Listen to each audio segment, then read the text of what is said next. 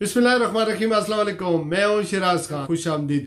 नाजरीन, अगर हम बरतानिया, यूरोप, सऊदी अरब और मुत्तहिदा अरब अमारात की बात कर रहे हैं तो बड़े पैमाने पर यहाँ पर आबाद जो पाकिस्तानी हैं उनका ताल्लुक आज़ाद कश्मीर से है, जिनकी आज़ाद कश्मीर के मामलात और इलेक्शन में बड़ी गहरी दिलचस्पी रहती है। सिर्फ यूके के अंदर जितने भी कश्मीरी रहते हैं, जब भी आज़ाद कश्मीर में इलेक्शन होते हैं तो यहाँ से वो चंदा इकट्ठा करते हैं। इसके अलावा यहाँ से वो काफिलों की सूरत में आज़ाद कश्मीर जाते हैं और अपने अपने हलकों में जाकर अपने अपने कैंडिडेट्स को, अपने अपने उम्मीदवारों को अपनी बरादरी के बेस पर, इलाके की बेस पर, हल्के की बुनियाद पर वहाँ जाकर उनको सपोर्ट करते हैं। इस साल आज़ाद कश्मीर में इलेक्शन का तबल किसी वक्त भी बच सकता है। जुलाई में आज़ाद कश्मीर की मौजूदा हुकूमत का जो टेन्योर है वो पूरा हो रहा है, उससे पहले 3 महीने इलेक्शन अनाउंसमेंट होने। मेरी कोशिश होगी कि जहां पर हम आज़ाद कश्मीर के सियासत के बारे में, इलेक्शन के बारे में तज्जिए करें, सियासतदानों के इंटरव्यू करें, वहाँ आज़ाद कश्मीर के लोगों की महरूमियों को भी ऐवाने बाला तक पहुँचाएँ, जो मुख्तदर हल्के हैं उन तक पहुँचाएँ, या जो इस्लामाबाद में वफाकी हुकूमत है उन तक पहुँचाएँ। हम इस कार्य खैर में इंशाल्लाह आपकी, मैं चाहता हूं कि सपोर्ट भी रहे। आज़ाद कश्मीर में एक नई पार्टी लॉन्च हुई है। ये party Jammu Kashmir democratic party है और इसकी चेयरपर्सन मोहतरमा नबीला अरशाद साहिबा हैं, जो एडवोकेट है। उनके साथ जो है हमारी आज गुफ्तगू होगी और उनसे मैंने बहुत सारे सवाल पूछने हैं। मैंने ये भी सवाल पूछना है उनसे कि आज़ाद कश्मीर को सूबा बनाने के बारे में जो इतलात हैं इसके बारे में वो क्या कहती हैं। आज़ाद कश्मीर में तालीम का निज़ाम कैसा है, आज़ाद कश्मीर में रोज़गार के मौके कैसे हैं। इसके अलावा जो पाकिस्तान के कौमी लीडर हैं वो आज़ाद कश्मीर के साथ कितने मुखलस हैं और वहाँ पर क्या क्या चीज़ें हैं और क्या क्या नाअमवारियाँ हैं, वहाँ हेल्थ की क्या सहूलियात मुयसर हैं। इसी तरह वहाँ के लोग जो हैं उनका ज़रिया माश क्या है। ये सारी बातें मैं आने वाले दिनों में सबसे पूछूंगा, जो आज़ाद कश्मीर के लीडरों के जिनके मैं इंटरव्यू करूंगा। ये चूँकि ज़रूरत है लोगों की आवाज़ बनना और ये मेरा प्लेटफार्म जो है इन्हीं मकसद के लिए इस्तेमाल होगा। प्रोग्राम में खुश आमदीद नबीला साहिबा। आप आज़ाद कश्मीर में की पहली खातून हैं जिन्होंने एक पार्टी की बुनियाद रखी।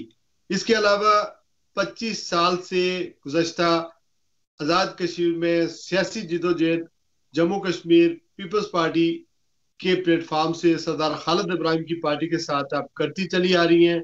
खवातीन को ज़्यादातर आप कोशिश करती रही हैं कि वो भी पॉलिटिक्स में आए ताकि आवाज़ बने। हमारी खवातीन भी मसला कश्मीर की आलमी तारीख जो चल रही है और आज़ादी के बेस के अंदर खवातीन जो है वो आए ताकि उनकी आवाज़ लाउड एंड क्लियर दुनिया में सुनी जा सके और आज़ाद कश्मीर के असम्बली तक भी खवातीन वहां पर जाएं। इसमें आप कितनी कामयाब हुई हैं? बिस्मिल्लाहिर्रहमानिर्रहीम, आपका बहुत शुक्रिया। देखिए, ये एक सियासी जदोजहद है और मैं एक सियासी प्लेटफॉर्म से पहले भी और अब भी अपनी इस जदोजहद को आगे बढ़ा रही हूँ। तो मेरे ख्याल में आप बहुत सारी खवातीन, जहाँ तक आपने खवातीन की बात की, तो खवातीन बहुत बड़ी तादाद में अब सियासी जमातों का हिस्सा भी बन रही हैं और सियासी अमल का हिस्सा भी बन रही हैं। जहाँ तक कामयाबी की मेजरमेंट का ताल्लुक है, मैं ये समझती हूँ कि मेरे लिए स्काई इज़ द लिमिट। तो ये सिलसिला आगे चलता रहना चाहिए और हमारे बाद भी लोगों तक जाना चाहिए।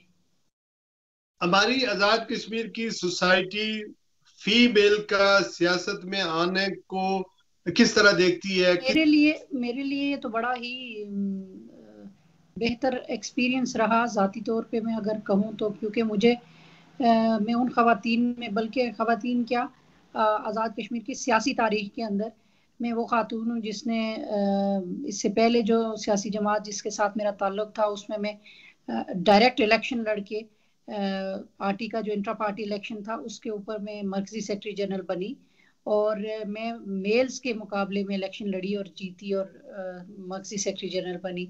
इसी तरीके से फिर मैं सीनियर वाइस प्रेसिडेंट रही उस सियासी जमात की, और फिर उसके बाद में मुझे मेरे हल्का इंतखाब से बहुत सारे मेल हजरात के मुकाबले में मुझे टिकट भी दिया गया।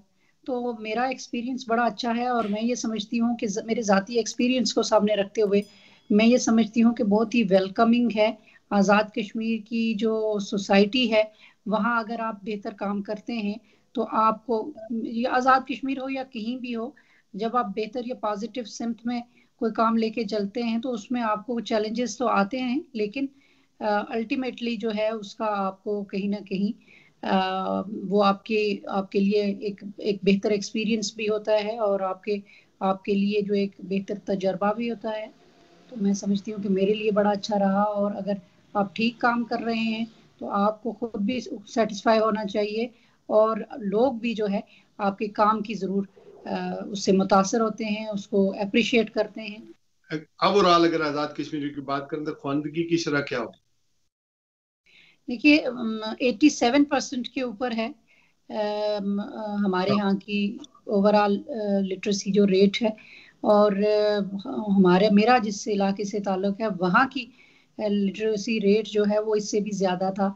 लेकिन ये है कि उसमें लिटरेसी रेट के हाई होने के साथ साथ दीगर एक्सपोजर होना बहुत ज़रूरी है, और उस एक्सपोजर के लिए क्वालिटी एजुकेशन, दीगर सियासी और समाजी जो एक्टिविटीज़ हैं वो होना भी बहुत ज़रूरी है। फीमेल का लिटरेसी रेट ज़्यादा हाई है हमारे यहाँ। अच्छा, माशाल्लाह, it's nice to know. Unlike Pakistan, Pakistan में उस तरह का ख्वानगी रेट नहीं है, लेकिन आजाद कश्मीर का ओवरऑल जो ख्वानगी रेट है वो भी पाकिस्तान से ज्यादा है, मेरे ख्याल में 60% है। एनीवे, अच्छा ये फरमाइएगा कि मौजूदा साल 2021 जो है ये इलेक्शन का साल है आजाद कश्मीर में। जुलाई 2016 में आजाद कश्मीर में इलेक्शन हुए थे, जिसके नतीजे में राजा फारूक हैदर साहब वजीर आजम बने थे और मुस्लिम लीग नून की हुकूमत बनी थी, उनकी अक्सरियत थी।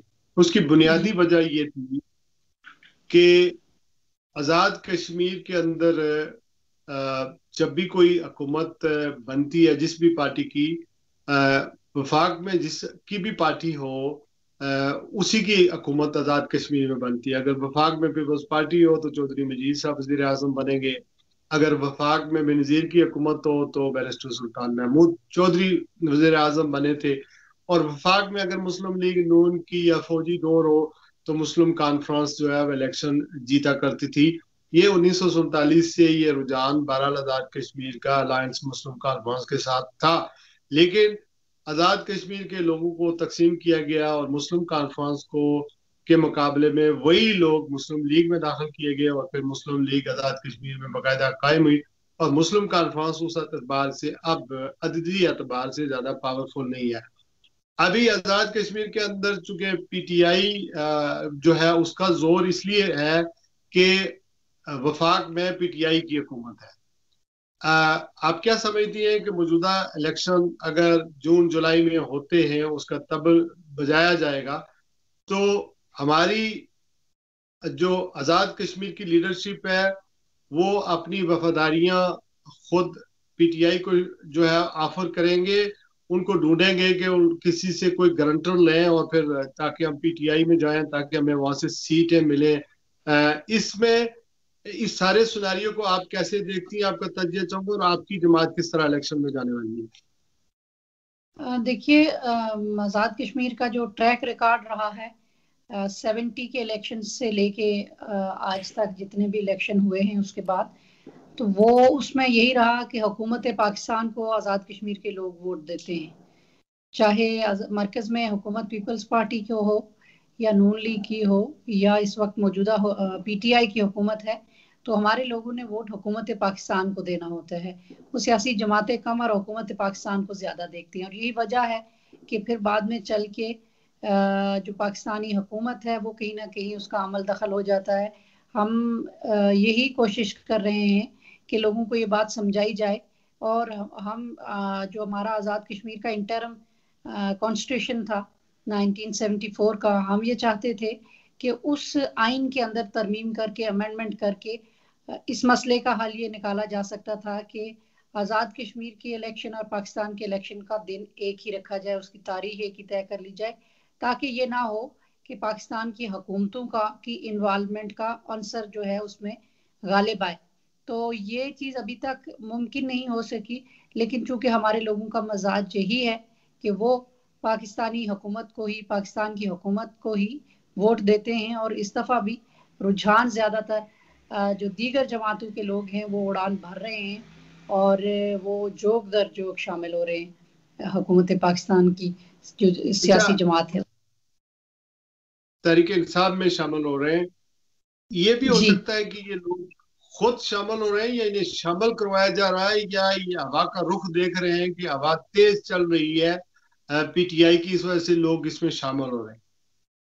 क्योंकि लोग खुद शामिल हो रहे हैं, और चूंकि वो ज्यादातर हमारे लोग जो हैं इस वक्त, जिनको आप इलेक्टेबल्स कहते हैं, वो पावर हंग्री लोग हैं, और उनको जिस तरफ पावर मिलेगी वो उस तरफ जाने की कोशिश करते हैं। ये बरास्ता मरी मुजफ्फराबाद जा रहे हैं या डायरेक्ट जा रहे हैं पार्टी से?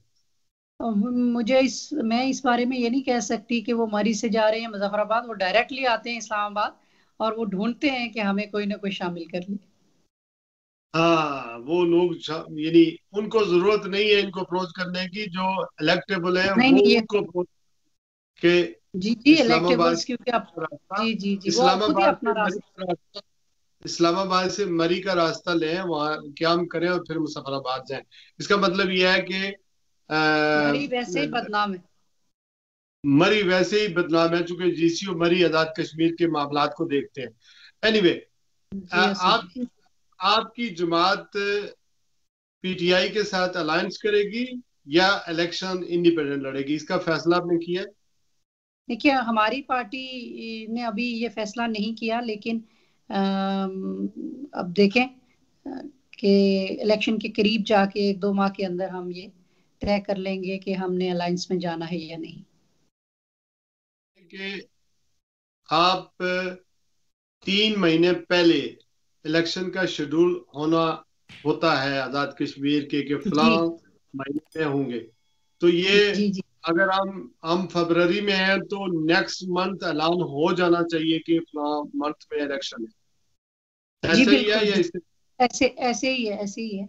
क्योंकि जुलाई 2016 में हुए थे इलेक्शन, तो अब 5 साल पूरे हो रहे हैं, इसलिए उन्हें कर लेना चाहिए बर वक्त जो है इलेक्शन के बारे में, इलेक्शन शेड्यूल अनाउंस करना चाहिए। और बहुत सारे हमारे लोग जो हैं, उन्होंने वोटर लिस्ट जो है तरतीब दी हैं, उसके हवाले से बहुत सारे लोगों की शिकायत हैं, और लोगों ने मेरे ख्याल में हाई कोर्ट में रिट भी की है।